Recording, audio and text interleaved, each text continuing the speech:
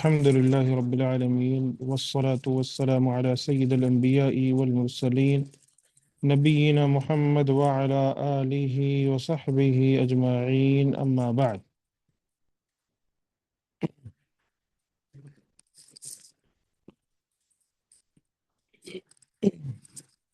ہم نے احد کے تعلق سے بعض چیزیں پڑھیں اور بعض مسائل، احد کا واقعہ، احد میں ہونے والی مسلمانوں کی شکست اور اس کی وجہ. یہاں بھی اللہ تبارک و تعالی اسی چیز کا ذکر فرما رہا ہے کہ احد کے دن بعض مسلمانوں کو شکست ہوئی. ارشاد باری تعالی ہے اِذ تُصْعِدُونَ وَلَا تَلْوُونَ عَلَى أَحَدٍ، وہ وقت بھی یاد کرنے کے لائق ہے جب تم بھاگے جا رہے تھے اور کسی کو پیچھے مڑ کر نہیں دیکھتے تھے، یعنی جب تم اپنے دشمنوں سے بھاگتے ہوئے پہاڑ پر چڑھ رہے تھے. امام حسن بصری اور قتادہ نے اس آیت کو اس طرح پڑھا، اِذ تُصْعِدُونَ، تا اور عین کے فتح کے ساتھ، یعنی تم پہاڑ پر چڑھ رہے تھے. وَلَا تَلْوُونَ عَلَى أَحَدٍ، دہشت، خوف، رعب کی وجہ سے کسی کو پیچھے مڑ کر نہیں دیکھتے تھے. والرسول یدعوکم فی اخراکم، اور رسول تمہیں پیچھے سے بلا رہے تھے. یعنی اللہ تبارک و تعالیٰ نے یہاں پر وہ نقشہ کھینچا ہے کہ رسول تمہیں بلا رہے تھے اور تم دوڑتے جا رہے تھے. وہ تمہیں پکار رہے تھے کہ دشمن سے ڈر کر مت بھاگو، واپس آؤ اور دشمن پر ٹوٹ پڑو. سدی بیان کرتے ہیں کہ جب مشرکوں نے احد میں مسلمانوں پر سخت حملہ کیا تو بھاگ گئے، یعنی مسلمانوں پر سخت حملہ کر دیا تو بھاگ گئے، حتیٰ کہ بعض مدینہ میں داخل ہو گئے. کچھ لوگ بھاگ کر پہاڑ کی چوٹی پر چڑھ گئے اور رسول صلی اللہ علیہ وسلم لوگوں کو بلا رہے تھے اور فرمائے الی عباد اللہ، الی عباد اللہ، اے اللہ کے بندو میری طرف آؤ، اے اللہ کے بندو میری طرف آؤ. یہاں اللہ تعالیٰ نے مسلمانوں کے پہاڑ پر چڑھنے اور رسول کے انہیں بلانے کا ذکر کرتے ہوئے فرمایا اذ تسعدون ولا تلوون على احد والرسول يدعوكم في اخراكم، وہ وقت بھی یاد کرنے کے لائق ہے جب تم بھاگے جا رہے تھے اور کسی کو پیچھے مڑ کر نہیں دیکھتے. یعنی بیان کرنے کا مقصد یہ ہے کہ انصار و مہاجرین کے تعلق سے ذکر کیا جا رہا ہے کہ امام بخاری رحمہ اللہ نے قیس بن ابو حازم سے روایت کیا کہ میں نے حضرت طلحہ کے ہاتھ کو دیکھا، وہ شل ہو چکا تھا کیونکہ اپنے اس ہاتھ کے ساتھ انہوں نے احد کے دن نبی کا دفاع کیا تھا. یعنی بعض صحابہ کرام نے نبی کریم صلی اللہ علیہ وسلم کے سامنے کھڑے ہو کر دفاع کر رہے تھے اللہ کے رسول صلی اللہ علیہ وسلم کا. اور پھر صحیحین میں ابو عثمان نہدی سے روایت ہے کہ ان ایام میں سے احد کے دن جن میں رسول نے جہاد کیا تھا، آپ کے ساتھ طلحہ بن عبید اللہ، سعد بن وقاص کے سوا اور کوئی بھی نہیں تھا. سعید بن مسیب بھی کہتے ہیں کہ میں نے سعد بن وقاص کو بیان کرتے سنا کہ رسول اللہ صلی اللہ علیہ وسلم نے احد کے دن اپنے ترکش سے میرے لیے تیر نکالے اور فرمائے ارمی فدا کا ابی و امی، تیر پھینکو تم پر میرے ماں باپ جان نثار. یعنی کیا بہترین اللہ کے رسول صلی اللہ علیہ وسلم کس کو کہہ رہے ہیں؟ سعد بن ابی وقاص کو کہہ رہے ہیں کہ تم تیر پھینکو، تم پر میرے ماں باپ قربان. اور پھر صحیح بخاری میں ہے کہ سعد بن ابی وقاص ہی سے روایت ہے کہ میں نے احد کے دن رسول اللہ صلی اللہ علیہ وسلم کے دائیں اور بائیں دو آدمیوں کو دیکھا جنہوں نے سفید کپڑے پہن رکھے تھے، یعنی جو سفید کپڑے پہنے ہوئے تھے وہ آپ کی طرف سے دفاع کرتے ہوئے سخت لڑائی کر رہے تھے. میں نے ان کو اس سے پہلے یا بعد میں کبھی نہیں دیکھا. ان سے مراد جبرائیل اور میکائیل لڑ رہے تھے، یعنی جبرائیل و میکائیل نبی کریم صلی اللہ علیہ وسلم کے آس پاس موجود تھے. ابو الاسود نے عروہ بن زبیر سے روایت کیا کہ خاندان جمحہ کے ایک شخص ابی بن خلف نے مکہ میں قسم کھائی تھی کہ وہ ضرور رسول اللہ صلی اللہ علیہ وسلم کو قتل کر دے گا۔ جب رسول اللہ صلی اللہ علیہ وسلم کو اس کے اس قسم کے بارے میں علم ہوا تو آپ نے فرمایا بل انا اقتلہ انشاءاللہ، اسے تو میں انشاءاللہ قتل کروں گا۔ جب احد کا دن آیا اور ابی لوہے میں ڈوبا ہوا آیا اور کہنے لگا اگر میں بچ گیا تو محمد قتل ہونے سے نہ بچ سکیں گے، اس نے قتل کے ارادے سے رسول پر حملہ کیا تو خاندان عبد الدار کے حضرت مصعب بن عمیر نے اس کا سامنا کیا اور اپنی جان کو قربان کر کے رسول کو بچا لیا۔ مصعب بن عمیر شہید ہو گئے تو رسول نے اس کی زرہ اور خود کے درمیان خالی جگہ میں ہنسلی کو دیکھا تو آپ نے اپنے نیزے کے ساتھ اسے زخمی کر دیا، جس کی وجہ سے وہ اپنے گھوڑے پر سے نیچے گر پڑا۔ ابی بن خلف کے زخم سے خون تک نہیں نکلا تھا، لیکن اس کے باوجود جب اس کے ساتھی اسے اٹھانے کے لیے اس کے پاس آئے تو وہ بیل کی طرح آوازیں نکال رہا تھا۔ لوگوں نے اس سے کہا کہ یہ تو معمولی خراش ہے، تم اس قدر جزا و فضا کیوں کر رہے ہو؟ تو اس نے لوگوں کے سامنے رسول کے اس فرمان کا ذکر کیا کہ نہیں، ابی مجھے نہیں بلکہ میں ابی کو قتل کروں گا۔ یعنی کہنے کا مطلب ہے کہ اللہ کے رسول صلی اللہ علیہ وسلم نے اس کے لیے، اس بدبخت کے لیے کہا تھا۔ پھر اس نے کہا اس ذات کی قسم جس کے ہاتھ میں میری جان ہے، اس وقت مجھے جو تکلیف ہو رہی ہے اگر یہ اہل ذوالمجاز کو ہو تو وہ سب کے سب اس تکلیف کی وجہ سے مر جائیں۔ چنانچہ اس کے فوراً بعد ہی وہ جہنم رسید ہو گیا۔ فسحقا لاصحاب السعیر، چنانچہ دو زخیوں کے لیے اللہ کی رحمت سے دوری ہے۔ تو آپ اندازہ لگاؤ کہ ایک مشرک اور ایک کافر جس کو اللہ کے رسول صلی اللہ علیہ وسلم نے مارا ہو، اس کا کیا حشر ہوا۔ موسیٰ بن عقبہ نے بھی اپنے مغازی میں زہری کے واسطے سے سعید بن مسیب سے اسی طرح کی روایت کی ہے۔ صحیحین میں سہل بن سعد سے روایت ہے کہ ان سے جب رسول کے زخم کے بارے میں پوچھا گیا تو انہوں نے بتایا کہ رسول اللہ صلی اللہ علیہ وسلم کے چہرے اقدس پر زخم آیا تھا، آپ کا انیاب اور سامنے والے دو دانتوں کے درمیان اوپر والا، یعنی اللہ کے رسول صلی اللہ علیہ وسلم کے اوپر والے جو دانت تھے، آپ کے سامنے والے دو دانتوں کے درمیان اوپر والے جو دانت تھے اس میں زخم آیا تھا، دانت مبارک شہید ہو گیا تھا، اور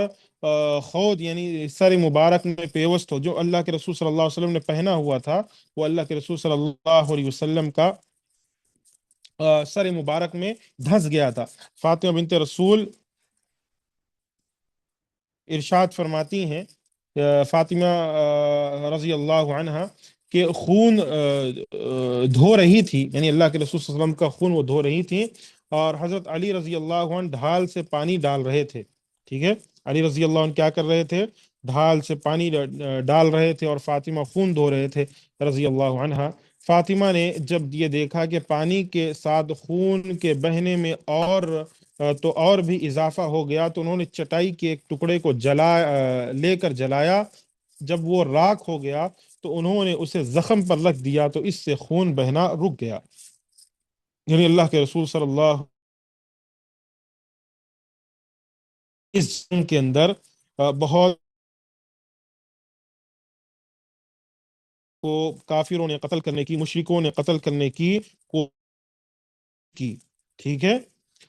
لیکن اللہ تبارک و تعالیٰ کے یہ جانباز، یعنی اللہ تبارک و تعالیٰ نے بچایا، اور ساتھ میں نبی کے یہ جانباز صحابہ جو نبی کریم صلی اللہ علیہ وسلم کے ساتھ تھے، انہوں نے نبی کا بالکل ساتھ دیا۔ ارشاد باری تعالیٰ ہے فَأَصَابَكُمْ غَمًّا بِغَمٍّ، اس نے تمہیں غم پر غم پہنچایا، مطلب یہ کہ بغم میں با بمعنی علا ہے، جیسا کہ عرب کہتے ہیں نزلتو ببنی فلان و نزلتو علی بنی فلان، میں فلاں اور فلاں کے بیٹوں کے پاس بطور مہمان ٹھہرا۔ یہاں بھی با بمعنی علا، یعنی با کا معنی علا یعنی پر پہ آتے ہیں۔ ابن جریر کہتے ہیں کہ اس طرح وَلَأُصَلِّبَنَّكُمْ فِي جُذُوعِ النَّخْلِ کے معنی یہ ہیں کہ میں تم کو کھجور کے تنوں پر سولی چڑھا دوں گا۔ یہاں فی علا کے معنی میں ہے، یعنی یہ عربی کے کچھ قواعد ہیں۔ ابن عباس فرماتے ہیں کہ پہلا غم تو شکست کے سبب اس وقت تھا جب یہ افواہ پھیلا دی گئی کہ محمد صلی اللہ علیہ وسلم شہید ہو گئے۔ دوسرا غم اس وقت تھا جب مشرکوں نے آ لیا، نبی نے یہ دعا بھی کی کہ لیس لہم ان یعلون، اے اللہ انہیں یہ حق نہیں پہنچتا کہ وہ ہم سے اونچے ہوں۔ عبد الرحمن بن عوف سے روایت ہے کہ پہلا غم شکست کے سبب تھا، دوسرا اس افواہ کی وجہ سے کہ حضرت محمد صلی اللہ علیہ وسلم شہید ہو گئے، اور یہ غم تو صحابہ کے لیے شکست سے بھی زیادہ اندوہناک دردناک تھا۔ ان دونوں روایتوں کو ابن مردویہ نے بیان کیا ہے۔ امام مجاہد کا قول ہے کہ پہلا غم اس افواہ کی وجہ سے تھا کہ محمد صلی اللہ علیہ وسلم شہید ہو گئے، دوسرا غم صحابہ کرام کے شہید بعض صحابہ کرام کے شہید اور بعض کے زخمی ہونے کی وجہ سے تھا، یعنی اللہ کے رسول صلی اللہ علیہ وسلم کو غم پہ غم ملے۔ تو یہاں پر بتایا جا رہا ہے کہ پہلا غم کیا تھا، دوسرا غم کیا تھا، یعنی غم پہ غم ملے گئے۔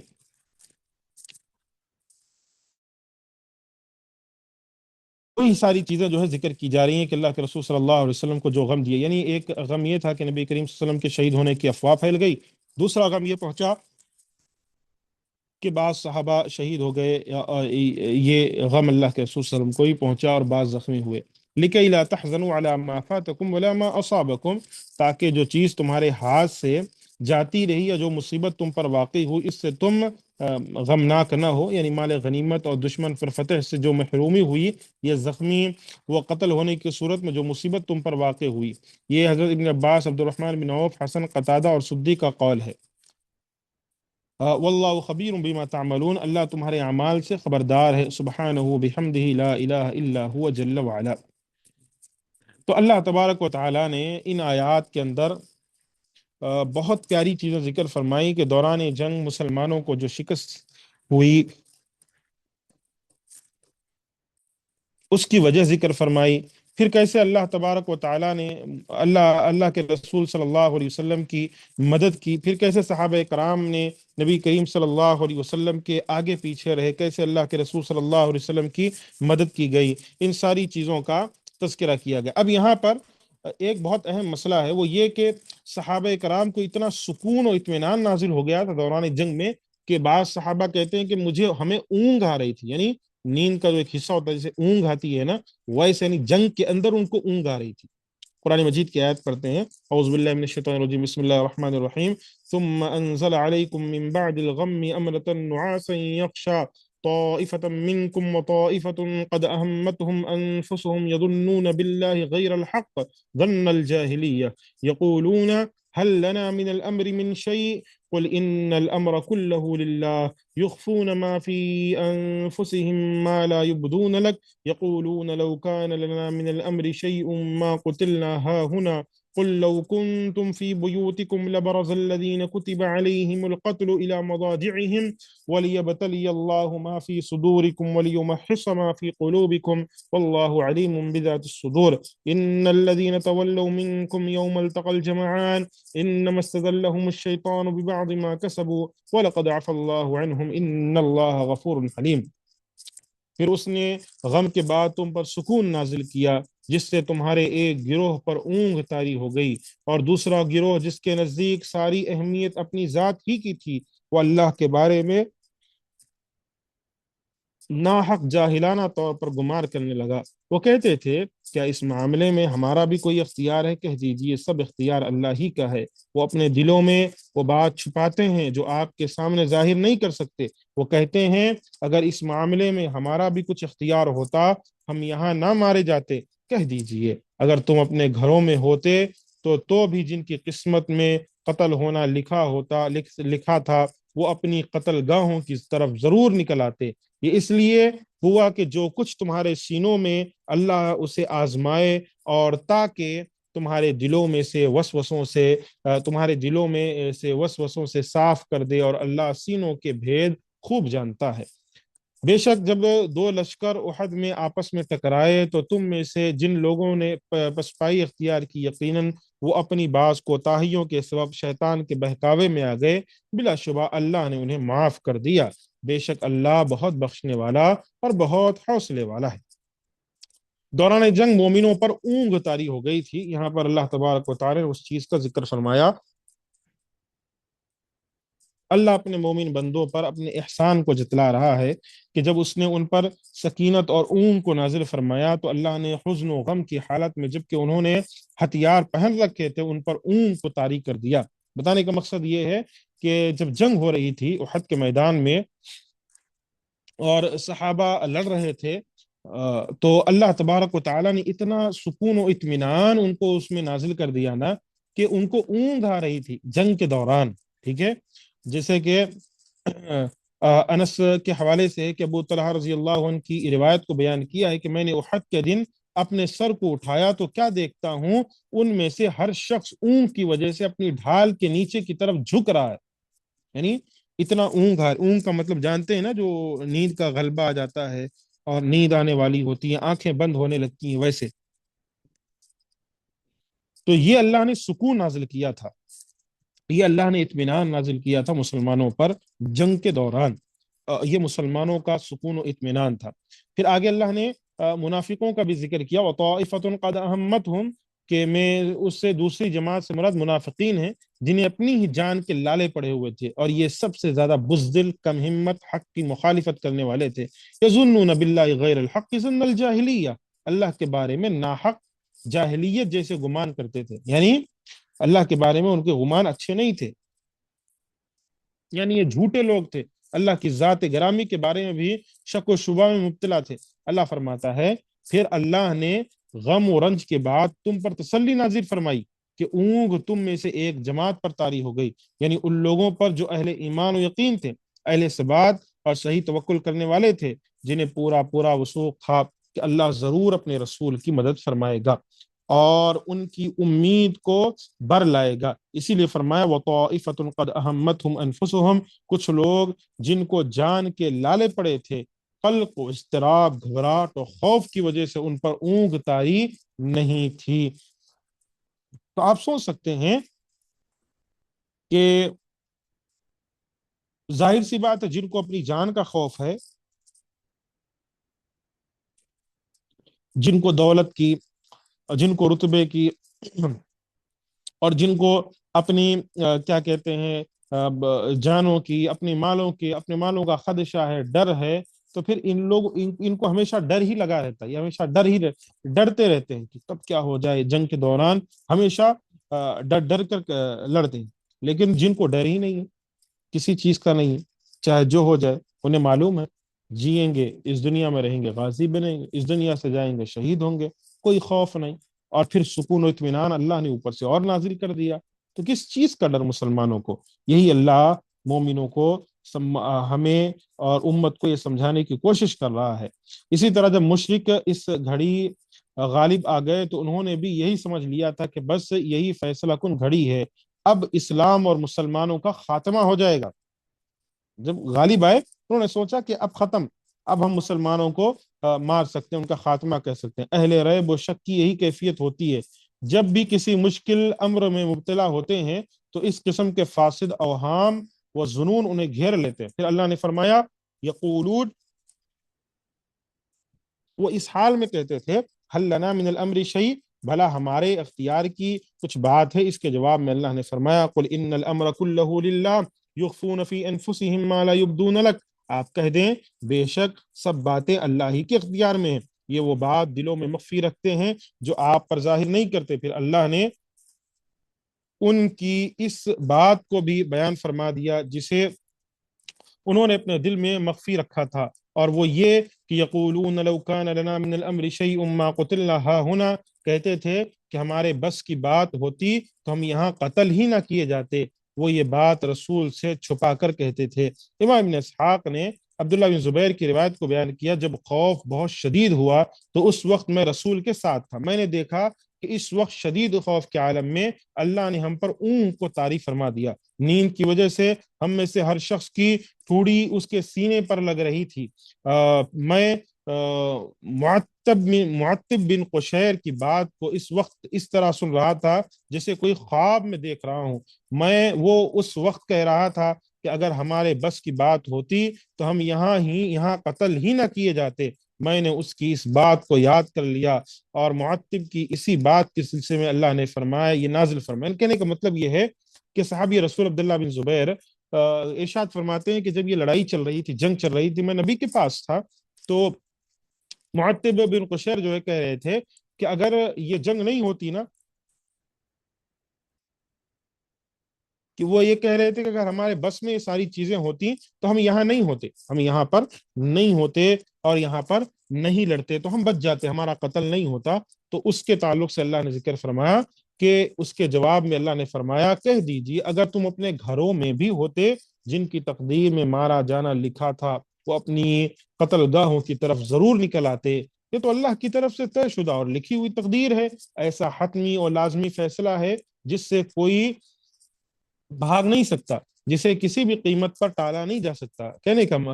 کا مطلب وہی اللہ تبارک و تعالیٰ سمجھا رہا ہے کہ جو چیز اللہ نے مقدر میں لکھی ہے، جو کسی انسان کے مقدر میں لکھی ہے، اس سے بچ نہیں سکتا. اگر جنگ کے میدان میں شہید ہونا لکھا ہے تو شہید ہوگا وہ. ٹھیک ہے، جنگ کے میدان میں اس دنیا سے جانا لکھا وہ شہید ہوگا.